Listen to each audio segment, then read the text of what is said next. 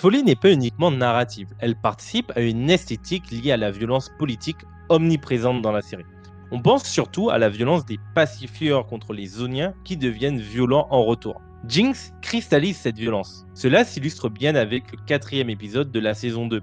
Graffiti sur les murs, affrontements avec les forces de l'ordre, jets de cocktails Molotov, l'esthétique renvoie aux violences urbaines, comme le soulignent les peintures murales. Cette violence est aussi libératrice. Dans le générique de la saison 2, elle porte un drapeau, synonyme de ralliement et de lutte politique. Jinx guide vers la liberté.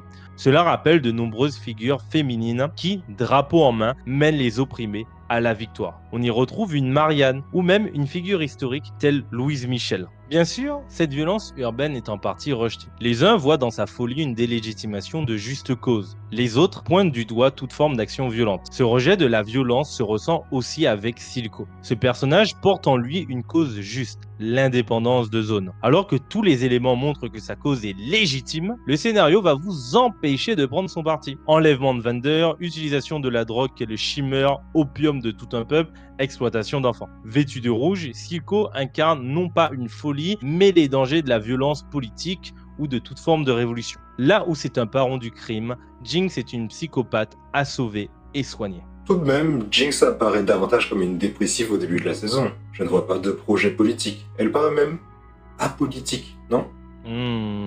Apolitique. C'est marrant comme remarque ça. Ses actions influencent le monde autour d'elle, mais ses actions la dépassent.